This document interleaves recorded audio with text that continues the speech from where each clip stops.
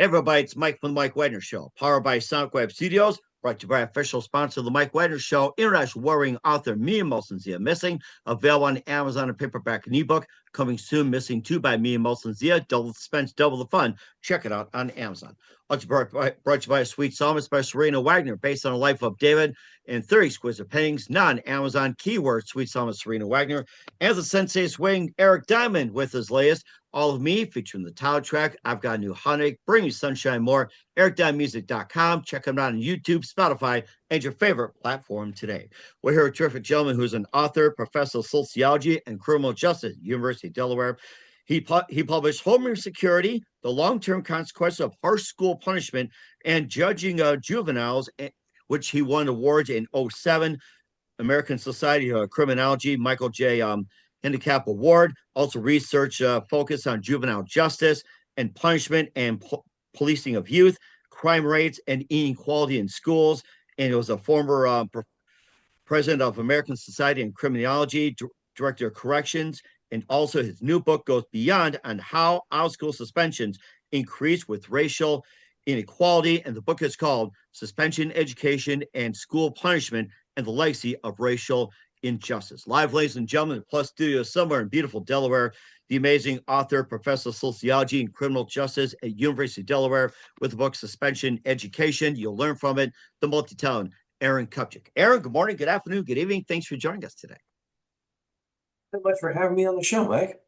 Well, it's great to have you on board as well, too. So you're an author and professor of sociology, criminal justice at University of Delaware. You published Homeroom Security, The Long-Term Consequences of Harsh School Punishment, Judging Juveniles, and you won an award back in 2007. You also did some research with focusing on juvenile justice, punishment, and policing of youth or policing, and also crime rates, inequality in schools, and have an effect. And your new book goes beyond how the out-of-school suspensions increase racial equality and also increase risk of academic failure. More, the book is called Suspension, Education in School Punishment and the Legacy of Racial Injustice. Before getting on, Aaron, tell us how you first got started. You mean on this project or long ago first started? No, just with your career, how you got started. Go way back machine, Aaron, way back. Way back machine? You got it. Way back, like in Peabody and Sherman or Doctor Who, however you want to call it here, the way back machine. I'll go Peabody, that route. But there you go. I like version. It. Yeah. So go ahead, Mr. Peabody. Yeah. I was a psychology major at Boston University as an undergrad. And maybe, I had a really formative experience while I was there. I was so lucky, I was able to do a semester abroad, and I studied in London for a semester and had an internship working at a home for juvenile delinquents, essentially, right? For kids who've been in trouble. And it really spurred my interest in thinking about young people when they get in trouble with the law, because, the kids I worked with, they were kids, and they were, they misbehaved sometimes, but they weren't bad people. They were kids who came from rough circumstances. Took me a few years after college to figure out what I wanted to do, but I eventually wound up in a doctoral program for sociology at New York University. And I continue to think, though, about how we punish children in the juvenile justice system. And, I've studied a few things, as you noted in your wonderful introduction, including I spent a lot of time studying how we prosecute children as adults earlier in my career. But it occurred to me that if you're really interested in how we police and punish children, which I am, because I think it's important, it teaches them so much about their role in society. It can prepare them to be better or do worse and so on. If you really care about how we police and punish them, then schools are the place to be, because that's where they're interacting the most with rules, with authority. That's where they're getting punished. And almost all kids go to school, but thankfully relatively few make it into the justice system. So I kind of shifted efforts and started focusing a lot more on schools. And over the past almost 20 years, I guess, I've been focusing more on school punishment and school policing. And it occurred to me a few years ago, about 6 years ago, that we know a lot about school punishment. And we know, for example, that schools tend to overuse suspension and other exclusionary punishments that kick kids out of school. And we know that that's harmful, that it doesn't help behavior and it hurts them in the long run. It hurts their families, their communities, even their schools. But no one explained why we do this to begin with. And so that's what this book is really trying to get at. It's trying to explain why did this seem like a good idea in the first place? And it takes me back to when we first started using out of school suspension. And was that one exact precise moment that simply influenced you into what you're doing? You were in that study in London. Was that one exact moment that simply said, "This is it"? I don't think there was any one moment. I think it was just a slow burn. Thinking, over time, I think that I think each of those experiences really gradually shaped the way that I think and what kinds of things I wanted to do. So I don't think it was a single moment. I think it was an accumulation of experiences. hmm And he also talked about working with kids in London, the troubled youth, and everything. How is the troubled youth in London comparing to the troubled youth in the United States and the rest of the world? Oh, they're very similar, extremely similar. I mean, every kid is unique, of course. We have more weapons, pretty well more firearms here in the U.S. Than they do in England, but otherwise, the kids that I worked with were similar to the kids you'd find in a detention facility here, in a whole lot of ways. They came from similar families and backgrounds and communities. They were arrested for similar things. In London, or in England rather, their system is less punitive, as is almost any system in the world, than ours. So um, you didn't have, if anything, there were more serious offenses that they were, detained for, because less serious offenses that you'd be detained for here don't result in detention there. But Okay, so much similarity. so in other words, we have more more serious offenses for the less ones, like say with more punishment handed down, like the for the less serious, like say they handed down like oh, you're going to spend a month in detention for sticking a wad of chewing gum underneath the seat, or like say you're I just don't know like about that. something very harmless, you just like spit wash it like that. It's like you're gonna get too much for this. In reality, it's just like slapping the wrist and say don't do it again. Or it's just like you may have something like you'll call somebody a name, you get like God a week or something like that. So I think that's the kind of things that just really need to be calmed down. Back in the day, it was just like warning, slapping the wrist. Or my question is like we were given the paddle back in the day. Every kid feared that back in the day. Oh my God, the paddle in the principal's office. Hmm. Yeah, it's still legal in 19 states across the country. So it is still used frequently in some districts, but overall, not nearly as frequently as it was a couple of generations ago. Yeah, and research suggests that it's not a good idea to use corporal punishment. The old adage, violence begets violence. It's really not how we want to be best teaching young people about what authority looks like and how rules get maintained. It's not the best model behavior, but it is still used in quite a few states. And do you think, if this was you back in the 60s, 70s, and 80s, and you think they backed up, do you think the kids actually straightened up much better when they were paddled, or do they show like, more resentments and resentments like in the 60s compared to today? So research on corporal punishment, whether it's spanking in families or it's paddling in schools, shows that it tends to produce more bad behavior, not less. So it is less effective than other strategies at curbing misbehavior.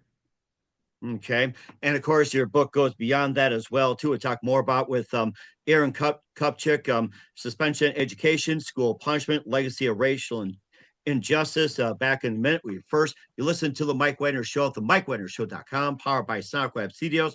Visit online at SonicWebStudios.com for all your needs. Looking at a professional website without breaking your budget, Sonic Web Studios is the answer. Sonic Web Studios offers fast, affordable custom web designs that blow the competition away. Call today, 1-800 303 3960. That's 1 800 303 3960. Or email to support at sonicwebstudios.com. Mention Mike Wagner Show, get 20% off your first project. Sonic Web Studios, take your image to the next level. Also, time to give official shout out to our official sponsor of the Mike Wagner Show, international warring author Mia Molson-Zia. If you love fast-paced mysteries, you love Missing by Mia Molson-Zia, available on Amazon, paperback and ebook. Missing is fast-paced and intriguing with an unforgettable twist. Takes place in four countries, two strangers, one target, where truth is illusion and those loving to first go missing. It's available on Amazon in paperback and ebook. Missing by Mia Molson Zia's garnered great reviews. And Evil Evan enjoys by Howard celebrities, including Joanna Cassie, Boris Riley, and many others. So grab your copy today for Girls Missing by Mia Molson Zia, available on Amazon. Coming soon, Missing 2 by Mia Molson Zia, double the suspense, double the fun. Check it out on Amazon. Also brought to you by The Sweet Psalmist by Serena Wagner, based on the life of David, killing 30 exquisite pains in King David's Psalms. The Sweet Psalmist gives a new perspective of David through the Psalms he wrote and his time as a shepherd where it started, and complicate your turbulent relationship with King Saul. It's story of love, betrayal, repentance, hope, and more. Check out The Sweet Psalmist by Serena Wagner on Amazon. Keyword Sweet Psalmist Serena Wagner.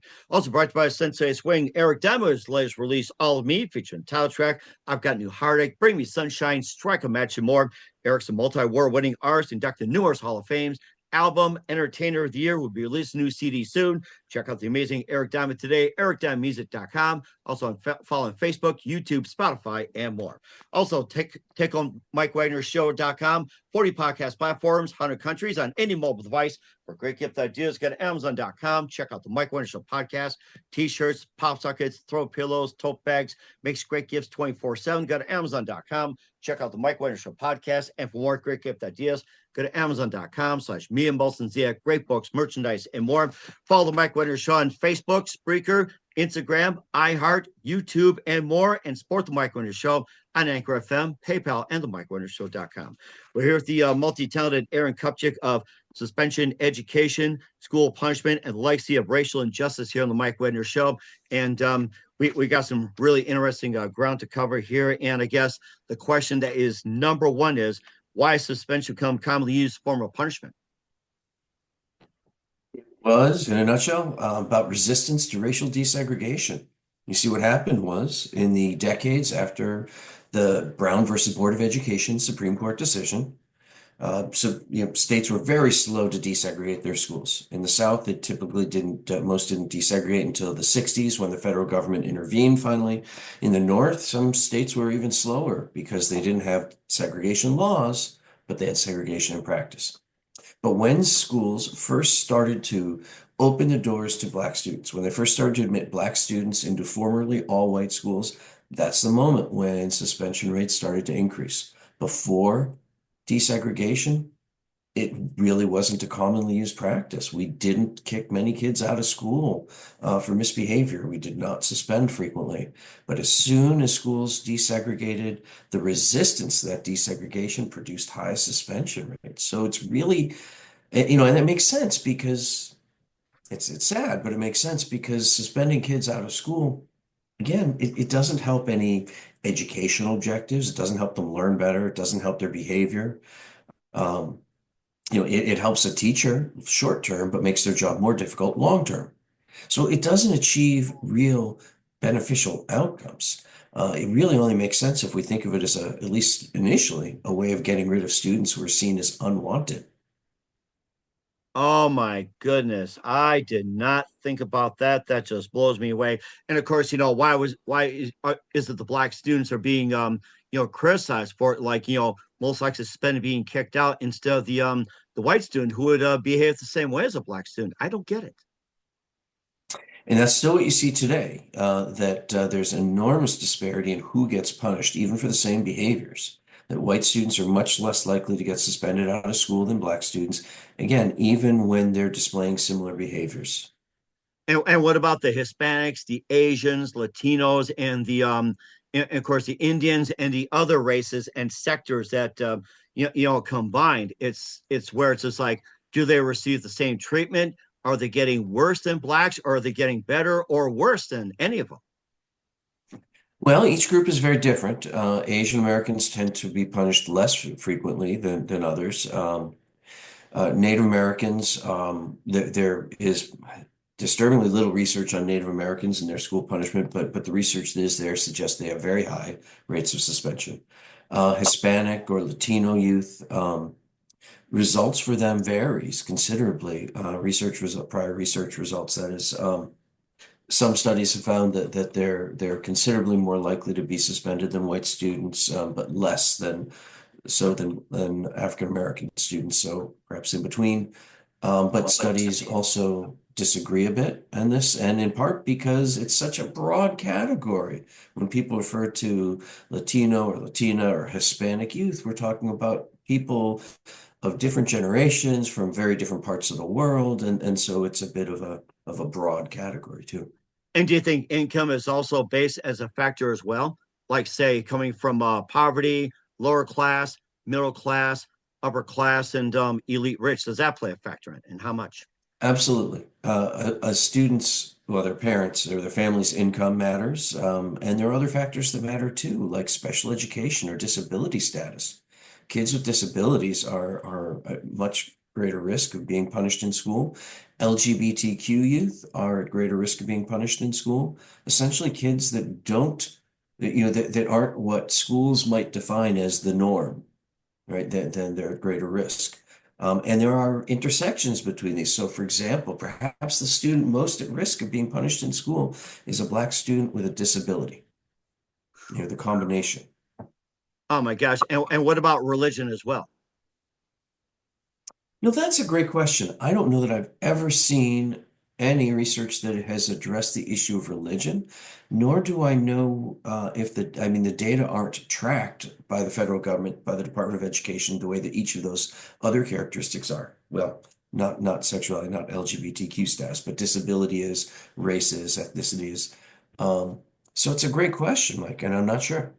And I think that can be looked as well too. And of course, the academic rate, varies in some have great academic rates, some are poor, and also the dropout rate as well too. It seems to be rather staggering these days. Yeah, it's it's a bit complicated, right? There are more people who go to school today than there, if you compare it to over time, to a generation or two ago when not everyone went to school. Now there are more children who go to school, but dropout rates are problematic, and particularly for kids who get suspended out of school. That's one of the many harms that comes. Not as I mentioned already twice, I think not only does it help, or it doesn't help improve behavior, but it puts these kids at risk. It puts them at risk of failing in school or being held back a grade, failing to graduate, which of course has long-term implications for income and career potential. It places them at other risks too. In one study, colleague and I found, well, years ago, that kids who get suspended are less likely to even vote and volunteer in their communities 15 to Oh, 20 years later. really? Oh my gosh, I never thought about that. And of course, less likely to volunteer, less likely to vote. And is this like a root cause of being suspended? Is that the root cause? Or is there more to that than just being suspended? Well, I mean, I don't know if I call it the root cause. It's definitely a contributing factor. There are others as well. There are a lot of things that shape our civic behaviors, but being suspended is one of them. And the reason that we studied it to begin with is because often getting suspended out of school is, well, it's anti-democratic at times, particularly if it's, imagine a zero tolerance policy. I'm sure you've heard that phrase. The idea Right. of a zero tolerance policy is that a school has a rule, and it doesn't matter how severe. We're not going to evaluate the specifics of what happened. If it's in this category, you get this punishment, right? And it leads to all sorts of problems, like, a student who, worked a shift the night before at Home Depot and forgot they had a box cutter in their bag, but that's a weapon. And so now they're arrested and kicked out of school. Oh my Or, gosh. Oh, because they forgot a box cutter yeah. working night shift at Home Depot? Oh, unbelievable. There was one probably a good 15 years ago here in Delaware that I thought was so ironic. A student, I believe it was a middle school student, it might have been an elementary school student. She was running for her class president, and she had a cake that said "Vote for me" and brought it into school along with a cake knife. Hands them both to the teacher. The teacher cuts the cake and then reports her for bringing in a knife, and she's suspended because of zero What? tolerance policies. A cake knife? Is it like a regular cake knife, a special one, or is it just like it's like a less dull knife, as I've seen the ones that look like a spatula, literally, and they call it a weapon? But that's the point of zero tolerance policies was it took all discretion away. So anything in this broad category counts, right? And I mean, it's problematic. Schools have certainly begun to move away from zero tolerance policies, but it spurred me thinking about how undemocratic it is right? The zero tolerance policy says we're not going to have any dialogue. We're not going to discuss this, and we're not going to think about context. I don't care about any of that. You're in this category, so you're gone. And what does this teach young people about being a member of society and participating in civic dialogue? So that was, just I think I got off on a little bit of a tangent on that one, It's thinking about the many harms of suspending kids, though. it's perfectly okay because I think you brought up a great point about zero tolerance, and that has been implemented about what was it, 5, 10 years ago? When was that implemented? I forget. When was that Zero implemented? tolerance policies first came out in the mid 90s, actually. Oh, it But was '90s. Okay, yeah, over wow. the past 5, 10 years, they have a lot of schools have moved away from them. Not all, but many. Okay, and what do you think were the causes of not non-zero tolerance and everything like that? Of implementing zero tolerance policies to begin with, Correct. you mean? Yes. Hmm. Yeah. So, zero tolerance policies were a direct result of federal law. I believe it was called the Safe and Drug-Free Schools Act in the mid 90s. So it was federal law that required them for certain offenses, but schools implemented that federal law and then expanded the types of categories that they kick kids out for. And that law came in the mid 90s, right amidst the super predator scare and concerns about juvenile crime. Of course, it was, you know, the all of these fears came right after juvenile crime had started a historic decline. Um, you know, but nonetheless, there was a lot of fear, a lot of getting tough on juveniles that occurred during that era. Hmm. And do you think with the whole thing on zero tolerance and everything like that, do you think that made the jobs for the teachers easier? Did it make it more difficult?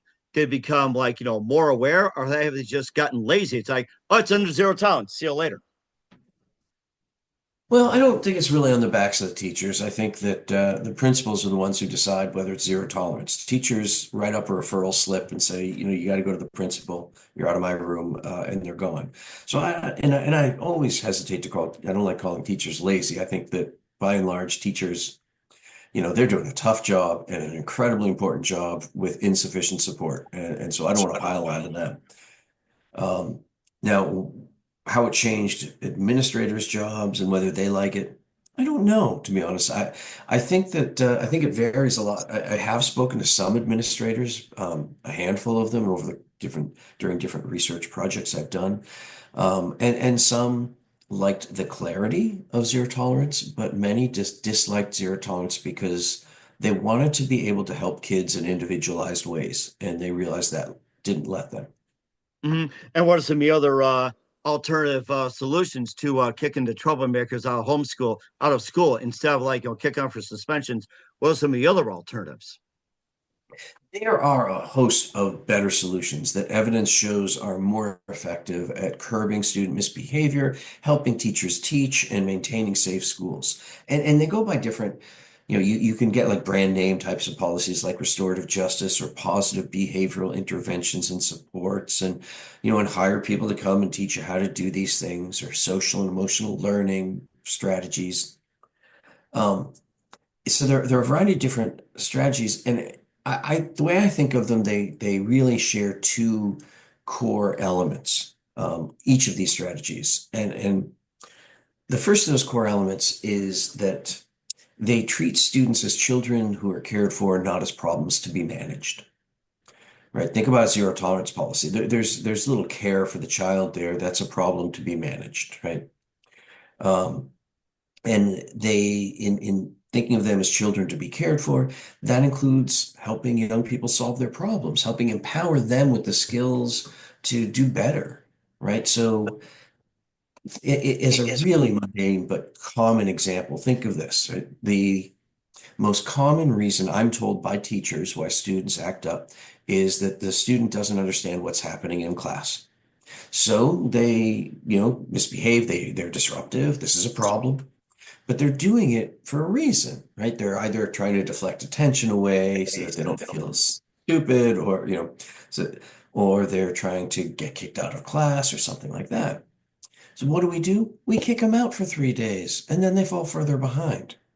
So even something like coupling, with um, tutoring, right? Or not removing them, or finding out why they're acting up. So that because there's almost always a reason, there's almost always a reason. I had a conversation just a few days ago. I was presenting some of my research, and this wonderful woman came up after my presentation and was talking about the school she went to, which was just, she said it was the worst school in Boston at the time, and Really? suspension rates were awful. And she did her work and she didn't get in trouble except for one time. She got suspended out of school for wearing a hat. And she What? said what happened was she was dealing with an illness and on a member of her family was gravely ill and was dying. And she was sad, she was depressed, she was angry, and she didn't have time that morning to do her hair. So she put a hat Ah. on and she wasn't going to take the hat off. As teachers told her to take the hat off, it's violating school rules. So they suspend her. Now, did she break the rules? Yeah, she did, right? But did anybody ask her why? No, nobody cared to ask her why. That's what I'm talking about. I, Helping solve problems, not treating them as problems to be managed. mhm. The second, No, no, um, go ahead. Go ahead. I was going to say, sorry. I thought she got kicked out for wearing a Boston Red Sox hat or a Yankees hat. It would have been a Yankees hat, or she was in Boston, maybe. Right. Um, Yeah. But go on with number two here before we get off on caps here, before I make I wear one. so the second thing that these strategies share is that they build inclusive school climates. And an inclusive school climate, what I mean by that is it's a school where students feel they belong and that they're accepted and they're part of something and people there care about them, right? And research shows that maybe the most consistent predictor of school safety is whether there's an inclusive school climate. Now, when we suspend students frequently, we make it less inclusive, right? We make school a hostile place. Hmm. So these strategies, they also try to build connectedness between students and each other and students in the school. So there are a whole lot of strategies that we can do to help boost school safety, to help teachers so that they can do their jobs more easily, to help respond to student misbehavior in practical and productive ways rather than out of school suspension. Hmm. And do you think the quality of teaching is also affecting the kids as well? Because I'm hearing some reports that kids are bored frequently and they're being less challenged. And do you think that could play in a factor of misbehavior, potential suspensions, because they're not challenged enough when it comes to teaching or being taught or anything like that? Do you think they're not being challenged? Yeah, being bored in class is always a problem. It's important to engage with students.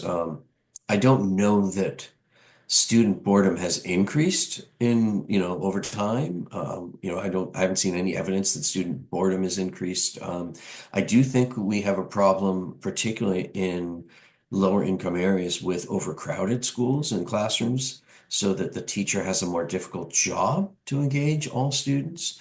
Or if the school isn't adequately supported financially so that they don't have the same learning materials in class, I think those can be real problems. But I don't think the problem is that teachers aren't well trained or aren't doing their jobs right. And I think it also goes back to you're right with the class size. And I was reading about this that the larger the class size, the less attention school gets, especially those who are slow in learning and they're trying something to distract and everything. But of course, at the same time, you also get fewer students and they get better attention. So that's one of the main concerns I have is that, class size plays part of it. Absolutely. We need to do a better job of supporting teachers, right? Which means lower class size, better learning materials. It also means more, where needed, teachers' aides or tutors. So again, if a student is acting up because they don't understand what's going on or because they're dealing with something in their family, there's somebody there who can take the child outside in the hallway and talk to them and try to address what's going on without the teacher having to stop lesson plan, or not plan, but stop the lesson they're engaged in, or have to send the child to the office with a disciplinary referral. Hmm. And also speaking of that, school officers used to be present as well too, and it seems to be increasing, increasing, increasing. And is there a way can we how do we get the decrease? But it seems like school officers are actually like police officers, but they put on more duties as well. It's like they got better things to do, like arrest drug dealers or arrest criminals or shootings, everything like that. But policemen in school increasing, yeah, I'm speechless on that. No, it's absolutely true that the number of police officers in schools has grown a lot over the last 30 years. Really has grown quite a bit over the last 30 years. Since that same time when we talked about before the mid 90s and zero tolerance policies and increasing how we police and punish children. We started putting a lot more police in schools, and that can be problematic. You're right. It means that police officers are in the school rather than doing other things. But it also means that we're asking them to do things they're not very well trained for. And that's not I don't mean to be insulting the police officer. I think it's putting them in the wrong position, right? So a big component of policing in schools is mentoring children, being a counselor to them, teaching law-related education. Well, most police officers don't get less, don't know how to teach, and are not certified teachers. Or And talk to children as well too, especially making arrests. Talking to youth and everything. I think that's been like a barrier as well. I've noticed over the years. Absolutely. I mean, look, people who support these programs say, hey, another caring adult and role model is a good thing. And I don't disagree with that, right? And I don't have, I'm not suggesting that police officers in schools are bad role models or bad people. But, I find it interesting that we want police officers to be the ones that are counseling and mentoring our children when they have real crises, not certified counselors or mentors who can, for example, hold their confidence, right? A police officer can't hold the confidence of somebody if they hear about a crime being committed.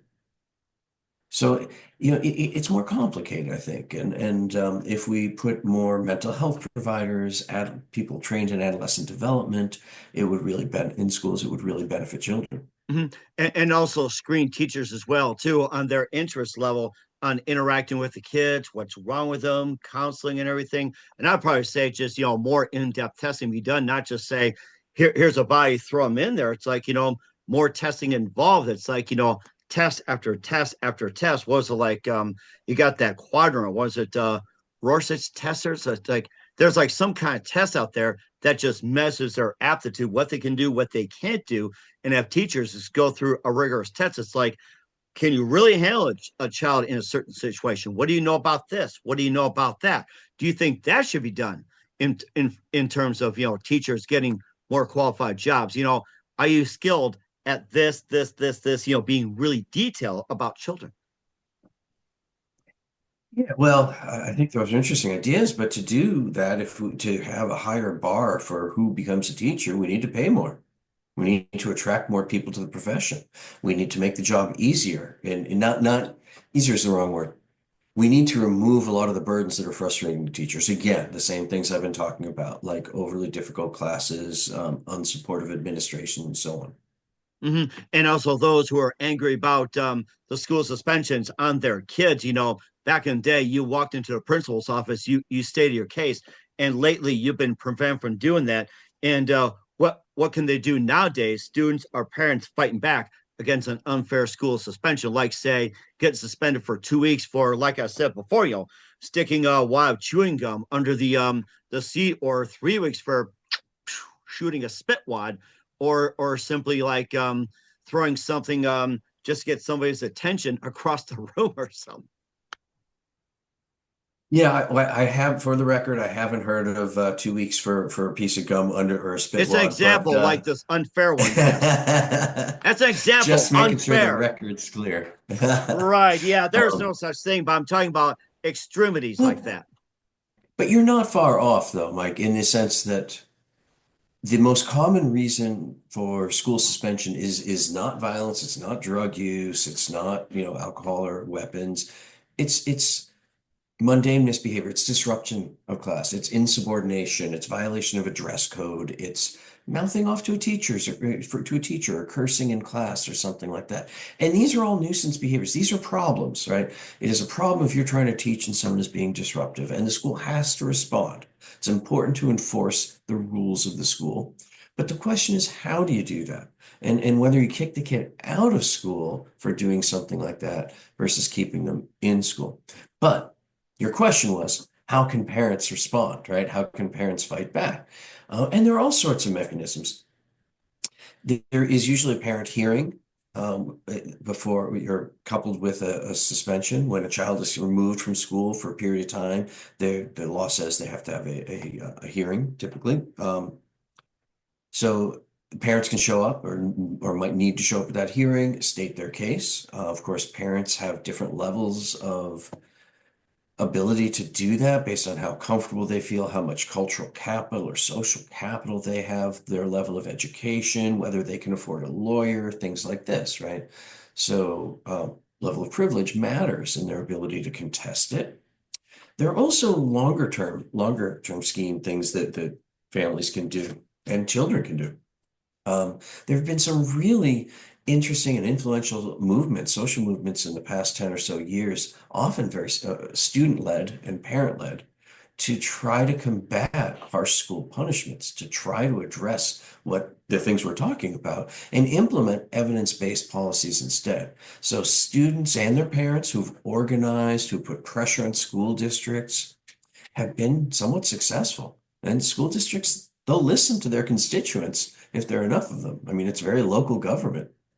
Hmm. And of course, what are some of the more common ones or common solutions that any school district can learn from? Like, say, with you contest a certain suspension and successful. What are one of the some more common ones that has worked? And basically, what can other school districts who are watching this can learn from as well? Well, for school districts that are watching this or reading material on this, my hope is that as school districts start to rely less on suspension, and we've already seen that tracking, right? So for the past 10 or so years, suspension rates across the country have been going down somewhat. Maybe not as rapidly or as extensively as we'd like, but they have been going down. But they can go down much, much more. Suspension has to be seen as a last resort, almost as a failure that other options have failed before we suspend a kid. I'd like to see it almost never used. I can understand it's necessary at times if it means protecting the school, if there's actual violence, um, actual harm, risk of harm, but that's a very small percentage of most suspension cases, right? Typically, it's for other types of behavior. So my hope is that districts who are watching this start investing more in trying to help children solve their problems when they act up, and trying to support teachers to manage their classrooms without resort while enforcing rules, but without and holding students accountable without resorting to exclusionary punishment. I hope that they, again, better support their teachers by providing the aids that they need, the training that they need, and so on. And I think that's really important as well too. And where can we find your book at, Aaron? You can buy it wherever good books are sold, including the publishers, nyupress.org, the publisher's website. But all the major booksellers should have it. It is in print now. Okay, or certainly check that out. What's coming up for Aaron Kupchik in 2025 with the book Suspension Education in School Punishment, Legacy of Racial Injustice with Aaron Kupchik. You listen to The Mike Wagner Show at themikewagnershow.com, powered by Sonic Web Studios, brought to you by official sponsor of The Mike Wagner Show, international warring author Mia Molson Missing. Also brought by Sweet Summits by Serena Wagner, based on the life of David, now on Amazon. Keyword Sweet Summit Serena Wagner, and the Sensei Swing Eric Dunn with all of me. Check it out, ericdimemusic.com. We'll be back with Aaron Kupchik of Suspension Education after this time. We're back with author Aaron Kupchik of Suspension Education here on the Mike Wagner Show. And Aaron, just one more thing. What can we expect in 2025 and beyond? That's a good question. First, I think I've been working on this book for the last 5 or 6 years. So I do need a little recovery time, but I have a bunch of smaller projects that I've been working on that I'm excited about. A lot of a few different analyses where we're looking at how different levels of racial dynamics, particularly segregation, influence school punishment. And that by that I mean school level segregation versus district level segregation versus community level segregation. I'm also starting a new project looking at putting more police officers in, well, looking at why we do and don't put police officers in schools. The 2020 was obviously a crazy year in many ways, a fascinating year. The defund the police movement saw a lot of school districts remove police officers, and many of them brought them back. And I'm fascinated by that and thinking about what led schools to remove police, what led them to bring them back, why did some remove and others not. So those are a few ideas that I have that I've been starting to work on. And we're certainly looking forward to that as well, too. And who do you consider biggest influence in your career?